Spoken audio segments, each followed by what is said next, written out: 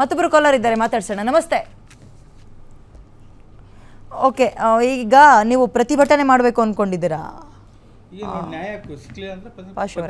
ಯಾವ ರೀತಿಯ ನ್ಯಾಯ ಸಿಗ್ಬೇಕು ಅಂತ ನೀವು ಅನ್ಕೊಂಡಿದ್ದೀರಿ?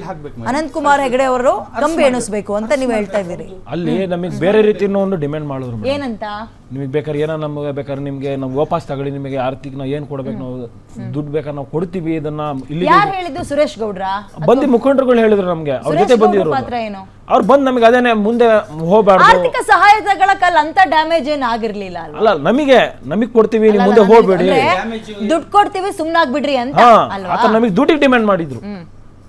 ಡ್ಯೂಟಿಗೂ ಡಿಮ್ಯಾಂಡ್ ಮಾಡಿದ್ರು. ಗಗನ ಅಂತ ಹೆಸರುಘಟ್ಟದಿಂದ. ಗಗನ ನಮಸ್ತೆ. ಮೇಡಮ್ ಅವರೇ, ಹಾ ಹೇಳಿ ಮೇಡಮ್ ಅವರೇ. ಅವ್ರಿಗೆ ನಾಚಿಕೆ ಆಗ್ಬೇಕು ಮೇಡಮ್ ಅವ್ರೆ, ನಾಚಿಕೆ ಆಗ್ಬೇಕು. ಮಾನ ಮರ್ಯಾದೆ ಇಲ್ವಾ, ಏನಿಲ್ವಲ್ಲ ಮೇಡಮ್ ಅವರೇ ಅವ್ರಿಗೆ. ಅಷ್ಟು ಲೇಡೀಸ್ ಇರೋದ್ರಲ್ಲಿ ಸಾಮಾನ್ಯ ಜನಪ್ರತಿನಿಧಿ ಅವನು, ನಾಚಿಕೆ ಆಗ್ಬೇಕು. ಫಸ್ಟ್ ಅವ್ರನ್ನ ಅರೆಸ್ಟ್ ಮಾಡ್ಬೇಕು ಮೇಡಮ್ ಅವ್ರು. ಏನಕ್ಕೆ ಹಿಂಗ್ ಬಿಟ್ಟಿದ್ದಾರೆ? ಅರೆಸ್ಟ್ ಮಾಡಿದ್ದಾರೆ, ಇವ್ರನ್ನ ಯಾಕೆ ಅರೆಸ್ಟ್ ಮಾಡ್ತಾ ಇಲ್ಲ? ನ್ಯಾಯ ಎಲ್ಲಿದೆ ಮೇಡಮ್ ಅವರೇ? ನ್ಯಾಯ ಅನ್ನೋದೇ ಇಲ್ಲ ಮೇಡಮ್ ಅವರೇ. ನ್ಯಾಯ ಅನ್ನೋದು ಹಾಳಾಗಿ ಹೋಗ್ಬಿಟ್ಟೈತಿ. ಎಲ್ಲಿ ಪೊಲೀಸ್ ಏನ್ ಮಾಡ್ತಾ ಇದ್ದಾರೆ? ಫಸ್ಟ್ ಅವ್ನ ಅರೆಸ್ಟ್ ಮಾಡ್ಲಿ. ಅರೆಸ್ಟ್ ಮಾಡ್ಬಿಟ್ಟು ಅವನ ನ್ಯಾಯಾಂಗ ಬಂದಕ್ಕೆ ಅವ್ನು ತಪ್ಪಿರ್ತಾನೆ, ಅವನಿಗೆ ಶಿಕ್ಷೆ ಕೊಡ್ತೇವೆ ಮೇಡಮ್ ಅವ್ರೆ. ಅಷ್ಟೇ ನಮ್ಮ ಆಗ್ರಹ. ಇಲ್ಲೇನಿದ್ರು ಅವ್ನ್ ತಪ್ಪೈತೆ, ಅವ್ನ್ ತಪ್ಪಿದ್ದು ಅವ್ನ್ ತಿರ್ಗಾ ಅರೆಸ್ಟ್ ಮಾಡ್ಲಿಲ್ಲ, ಅವ್ನ ಬಿಟ್ಟು ಕಳ್ಸೋರಂದ್ರೆ ನಮ್ಮ ಪೊಲೀಸ್ ಇದಕ್ಕೆ ನಾಚಿಕೆ ಆಗ್ಬೇಕಪ್ಪ. ಇರೋದು ಕಾನೂನು ಐತೋ ಇಲ್ಲೋ ಅನ್ನಂಗ ಆಗೋಗ್ಬಿಟ್ಟೈತೆ ಮೇಡಮ್ ಅವ್ರ. ಈ ನಡುವೆ ಸುಮ್ನೆ ಹೇಳ್ಕೊಳೋದಷ್ಟೇ ಇದಾಗ್ಬಿಟ್ಟೈತೆ ನಮ್ದಲ್ಲ. ನಾಚಿಕೆ ಆಗ್ಬೇಕಪ್ಪ, ತಿರ್ಗಾ ಹೇಳಿಸ್ಕೊಂತಾರೆ. ಅಯ್ಯೋ, ಅದೆಲ್ಲ ಸ್ಟೇಟ್ಮೆಂಟ್ ಈಗ ಅಷ್ಟೇ ಸೀಮಿತ ಆಗ್ತಾ ಇದೆ ಸರ್. ಥ್ಯಾಂಕ್ ಯು ಕರೆ ಮಾಡಿದ್ದಕ್ಕೆ. ಅವರು ಯಾರು ಈಗ ಇಬ್ರು ಕೂಡ ಪೆಟ್ಟು ತಿಂದವರು ಹಾಸ್ಪಿಟಲ್ ಅಲ್ಲಿ ಇದ್ದಾರಾ? 4 ಜನ ಅಲ್ಲ ರೀ, ಅವ್ರು 3 ಜನ ಬಂದು 4 ಜನ ಕೊಡೋ ತನಕ ನೀವು ಕಾರಲ್ಲಿ 6-7 ಜನ ಇದ್ರಿ, ಏನ್ ಮಾಡ್ತಾ ಇದ್ರಿ?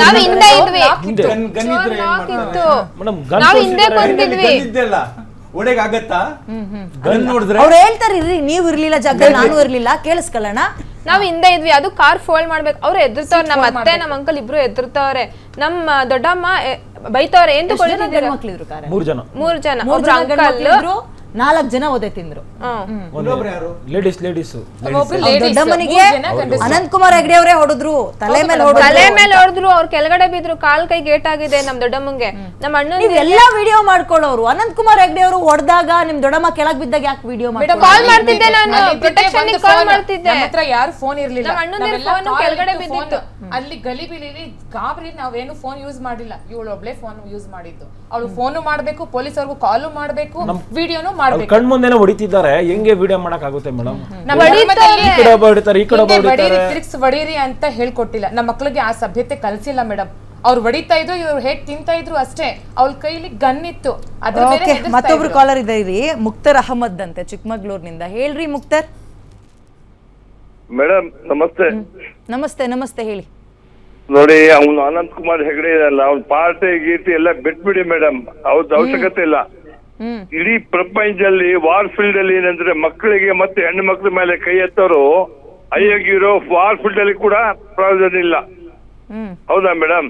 ಇವರು ನಿಂತ್ಕೊಂಡ್ಬಿಟ್ಟು ಮಾಜಿ ಸಂಸದ ಇವನು ಇಂಥ ವ್ಯಕ್ತಿ ಕಾರ್ ಓವರ್ಟೇಕ್ ಮಾಡಿದ್ರೆ ತಪ್ಪು, ಬೇಕಾದ್ರೆ ಕೇಸ್ ಬುಕ್ ಮಾಡ್ಲಿ, ಬುದ್ಧಿ ಹೇಳಬೇಕು. ಬಿಟ್ರೆ ಅದ ಅಂತ ಹೇಳ್ಬಿಟ್ಟು ಹೊಡಿ ಅಂತ ಆರ್ಡರ್ ಮಾಡ್ತಾರಲ್ಲ, ಇವರಂತ ಅಯೋಗ್ಯ ಯಾರು ಇದ್ದಾರೆ? ಓಕೆ, ಧನ್ಯವಾದ ಕರೆ ಮಾಡಿದ್ದಕ್ಕೆ. ಹೇಳಿ, ಈಗ ನೀವು ಕಾಂಪ್ರಮೈಸ್ ಆಗ್ತೀವಿ ಅಂದ್ರು ನೀವು ಒಪ್ಕೊಳ್ಳಿಲ್ಲ, ಹಣದ ಆಸೆ. ನೀವು ಇಷ್ಟು ತನಕ ಹಣ ಕೊಡ್ತಾರೆ ಗಿಡ್ತಾರೆ ಹೇಳಿಲ್ಲ. ಏನ್ ಈಗ ಒಂದು ಅವಕಾಶ ಸಿಕ್ಕಿದೆಯಲ್ಲ ಆರೋಪ ಮಾಡಕ್ಕೆ ಅಂತ, ಒಂದೊಂದು ಅವಕಾಶ ಡಿಮ್ಯಾಂಡ್ ಮಾಡಿದ್ರು. ನೀವು ಇದೆಲ್ಲ ಆಡಿಯೋ ಅಥವಾ ವಿಡಿಯೋ ಮಾಡ್ಕೊಂಡ್ರೆ ನಿನ್ನೆ ಕಾಂಪ್ರಮೈಸ್ ವಿಡಿಯೋ ಮಾಡ್ಕೊಳ್ಳಿ. ಫುಲ್ ಜನ ಇದ್ರಲ್ಲ ಮೇಡಮ್.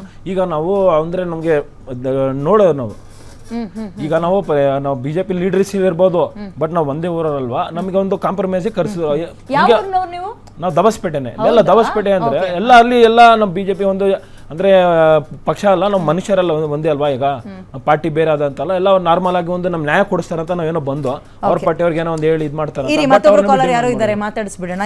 ಸರ್ ನಮಸ್ತೆ, ಹೇಳಿ. ನಾಗರಾಜ್ ಅವರೇ ನಮಸ್ಕಾರ ಮೇಡಮ್. ನಮಸ್ಕಾರ. ಸ್ವಲ್ಪ ಗಟ್ಟಿಯಾಗಿ ಏನ್ ಅನ್ನಿಸ್ತು ಅಂತ ಹೇಳಿ ಮೇಡಮ್. ಏನ್ ಅನ್ಸೋದಲ್ಲ, ಮುಸ್ಲಿಮರು ಬೆಂಕಿ ಹಚ್ಚಿದ್ರು ಕೂಡ ಈ ಮುಖಂಡ ಏನ್ ಕುತ್ಕೊಂಡಿದ್ದಾನಲ್ಲ, ಕೋಟು ಗೀಟ್ ಹಚ್ಕೊಂಡು, ಆತ ಏನಂತಾನ ಅಮಾಯಕರಿದ್ದಾರ ಅಂತ ಹೇಳ್ತಾರೆ. ಏನ್ರಿ, ಇವ್ರು ಯಾರೋ ಒಬ್ಬ ರಾಜಕಾರಣಿಗಳನ್ನ ಹೊಡೆದಿದ್ದಿಲ್ಲ, ಅದು ಸಾಕ್ಷಿ ತೋರಿಸ್ಲಾರ್ದಾನೆ ನಾನು ಮೊಬೈಲ್ ನಲ್ಲಿ ಮಾತಾಡ್ತಾ ಇದ್ದೆ, ಬೇರೆಯವ್ರದ್ದು ಸಾಕ್ಷಿ ಇಟ್ಕೊಂಡು ಇಲ್ಲಿ ಕೇಳ್ತಾ ಇದ್ದಾರಲ್ಲ, ಪಾಪ ಈ ಮುಖಂಡ್ರಿಗೆ ಏನಾದ್ರೂ ಸ್ವಲ್ಪ ಆದ್ರೂ ಮಾನ ಮರ್ಯಾದೆ ಐತೇನ್ರಿ ಇವ್ರಿಗೆ? ಅಲ್ಲರಿ ಮುಖಂಡ್ರು ಬರೇ ಒಂದು ಸೀಮಿತ ಆಗ್ತಾ ಇದ್ದೀರಲ್ಲ ನೀವು. ನಿಮ್ಮವ್ರಿಗೆ ಏನಾದ್ರೂ ಅನ್ಯಾಯ ಆದಾಗ ದಂಗೆ ಎದ್ದಿದೆ, ಕೋಲಾಲ ಎದ್ದಿದೆ, ಅವನ್ನ ಅರೆಸ್ಟ್ ಮಾಡ್ರಿ ಅಂತ ಹೇಳ್ತೀರಲ್ಲ, ಅಥವಾ ನಿಮ್ ಸಮುದಾಯದವರು ಪೊಲೀಸರ ಮೇಲೆನೆ ಹಲ್ಲೆ ಮಾಡಿದ್ರಲ್ರಿ, ಅವಾಗ ಅಮಾಯಕರು ಅಂತ ಹೇಳ್ತಿರಲ್ರಿ, ಇದೇನಾ ನಿಮಗೆ? ಪೊಲೀಸ್ ಸ್ಟೇಷನ್ ಮೇಲೆ ಅಟ್ಯಾಕ್ ಮಾಡಿದ್ರಲ್ಲ, ಅವ್ರು ಜೈಲಿನಲ್ಲಿ ಇದ್ದಾರೆ, ಇನ್ನೋಸೆಂಟ್ ಬಂದಿದ್ದಾರೆ ಆಚೆ. ಮಧ್ಯರಾತ್ರಿ 1:30 ಗಂಟೆಗೆ ಕೊತ್ತಂಬರಿ ಸೊಪ್ಪು ತರಕ್ ಹೋದವರೆಲ್ಲ ಇನ್ನೋಸೆಂಟಾ? ನೋಡಿ, ಮಧ್ಯರಾತ್ರಿ 2 ಗಂಟೆಗೆ ಕೊತ್ತಂಬರಿ ಸೊಪ್ಪು ತರಕ್ ಹೋದವ್ರು ಇನ್ನೋಸೆಂಟಾ ಪಾಶಾ ಅವರೇ? ಮೇಡಮ್ ಈಗ ನೋಡಿ, ಆ ಏನು ಪಾಪ ನಂಗೂ ಹೆಣ್ಮಗಳು ವಿಚಾರ divert ಮಾಡಕ್ ಇಷ್ಟ ಇಲ್ಲ. ಅವನು ಪಾಪ ಒಂದು ಗಂಟೆ family ರಾತ್ರಿ ಪೈನಲ್ಲಿ ಇತ್ತು, ಹೊರಗ್ ಮಾರ್ಕೆಟ್ ಬಂದಿದ್ದಾರೆ. ಹೋಗೋದು, ಕೊತ್ತಿಮೀರಿ ತಂದು ಬೆಳಿಗ್ಗೆ ವ್ಯಾಪಾರ ಮಾಡೋದು, ಸುಮ್ನೆ ಇರಿ, ಅದಕ್ಕೆ ಪಾಶಾ ಮಿಸ್ಯೂಸ್ ಅವ್ರೆ. ಮಾಡಿ ಸುಮ್ನೆ ಅವ್ರದ್ದು ಇರಿ. ಬಾಯಿ ಇದಾಗಿದೆಲ್ಲ ಅದು ಮಿಸ್ಯೂಸ್ ಮಾಡ್ತಾ ಇದ್ದಾರೆ ಈ ಚಾನಲ್ ನಲ್ಲಿ ಎಲ್ಲ. ಕೊತ್ತಿಮೀರಿ ಅಂತ ಕೊತ್ತಿಮೀರಿನಲ್ಲಿ ಬಟ್ ಆಶ್ಚರ್ಯ ಏನ್ ಗೊತ್ತಾ, ಪೊಲೀಸರು A1 ನ ಬಿಟ್ ಕಳ್ಸಿ A2 A3 ನ ನೀವು ಕಸ್ಟಡಿಲಿ ಇಟ್ಕೊಂಡ್ರೆ ತನಿಖೆ ಹೆಂಗ್ ಮಾಡ್ತೀರಿ? ಪಾರದರ್ಶಕ ಅಂತ ಅವ್ರು ಹೆಂಗ್ ಒಪ್ಕೊಳ್ತಾರೆ? ಮತ್ತೊಂದ್ ಕಡೆ ನೀವು ಆಲ್ರೆಡಿ ಕಾಂಪ್ರಮೈಸ್ ಗೆ ಸುರೇಶ್ ಗೌಡ್ರೆ ಬಂದಿದ್ರು ಅಂತ ನೇರವಾಗಿ ಆಕ್ಚುಲಿ ಆ ವಿಡಿಯೋ ಕೂಡ ಇದೆ, ಅವ್ರು ಮಾತಾಡಿರೋದು ತನಿಖೆ ಆಗ್ಲಿ ಅನ್ನುವಂಥದ್ದನ್ನ ಕೂಡ ಇದೆ. ಹಣದ ಆಸೆ ತೋರಿಸ್ತೀವಿ ಬಟ್ ಅಲ್ಲ ಸರ್, ಚಿಕ್ಕಪೇಟೆಯಲ್ಲಿ ಒಂದು ಹನುಮಾನ್ ಚಾಲಿಸಾ ವಿಚಾರಕ್ಕೆ ದೊಡ್ಡ ಬಿಜೆಪಿಯ ಸಂಘಟನೆಗಳೆಲ್ಲವೂ ಬಂದು ಪ್ರತಿಭಟನೆ ಮಾಡ್ತವೆ. ಇಲ್ಲಿ ಹೊಡೆಸ್ಕೊಂಡಿರೋರು ಪ್ರತಿಭಟನೆ ಮಾಡಬಾರ್ದು, ಕಾಂಪ್ರಮೈಸ್ ಆಗ್ಬೇಕು, ತಾಳ್ಮೆಯಿಂದ ಇರಬೇಕು ಅಂದ್ರೆ ಹೆಂಗಾಗುತ್ತೆ ಮೇಡಮ್? ಈಗ ಕಾಂಪ್ರಮೈಸ್ ಮಾಡ್ಬೇಕಾದ್ರೆ ಅಲ್ಲಿ ಊರವ್ರು ಆಗ್ತಾರೆ, ಊರವರೆಲ್ಲ ಬಂದಿದ್ದಾರೆ ಅಲ್ಲಿ. ಊರಲ್ಲಿ ಇದು ಆಗೋದ್ ಬೇಡ, ಘಟನೆಗಳು ಎಲ್ಲ ಅಣ್ಣ ತಮ್ಮದಿರ್ತಾರೆ ಇದೀವಿ, ಇದನ್ನು ಹಿಂದೂ ಮುಸ್ಲಿಂ ಅನ್ಕೊಳ್ಳೋದು ಬೇಡ. ಹಿಂದೂ ಮುಸ್ಲಿಂ ಅಂತಾನೆ ಗಲಾಟೆ ಆಗಿದ್ದು ಅಲ್ಲಿ ಆಜಾನ್ ವಿಷಯಕ್ಕೆ ಆಗಿದ್ದು ಮೇಡಮ್. ಆಜಾನ್ ಹಾಕದಾಗ ಹನುಮಾನ್ ಚಾಲಿಸಾ ಕೇಳಿಸ್ಕೋಬಾರ್ದು, ಆಜಾನ್ ಕೇಳಿಸ್ಕೊತಿದ್ದಾನೆ ಬೆಳಿಗ್ಗೆ 5 ಸಲ ಕೇಳಿಸ್ಕೊಂತೀವಿ, ಒಂದು ಸಲ ನೀವು ಕೇಳಿಸ್ಕೋಬಾರ್ದು ಅಂತಂದ್ರೆ ನನಗೆ ಮಾತಾಡಕ್ ಟೈಮ್ ಕೊಡಿ. ಅಲ್ಲಿ ಆಜಾನ್ ವಿಚಾರ ಗಲಾಟೆ ಆಯ್ತು, ಇಲ್ಲಿ ಬುರ್ಖಾ ಹಾಕೊಂಡಿದ್ರು ಸಾಬ್ರು ಅನ್ನೋ ವಿಚಾರ ಗಲಾಟೆ ಆಯ್ತು. ಏನ್ ಹೇಳ್ತೀರಿ ಮೇಡಮ್? ಅದು ತನಿಖೆ ಹೇಳ್ತಾರೆ, ತನಿಖೆ ಆಗ್ಲಿ ಬಿಡಿ, ತನಿಖೆ ಆಗ್ಲಿ. ಅಲ್ಲಿ ತನಿಖೆ ಆಗ ತನಕ ಕಾಯ್ಲಿಲ್ಲ. MP ಮೇಡಮ್ ಅಲ್ಲ, ಇದು ಮಿನಿಸ್ಟರ್, ಸೆಂಟ್ರಲ್ ಮಿನಿಸ್ಟರ್ ಎಲ್ಲ ಓಡ್ ಬಂದ್ ಕೂತ್ಬಿಟ್ರಲ್ಲ ಪ್ರೊಟೆಸ್ಟ್ ಗೆ.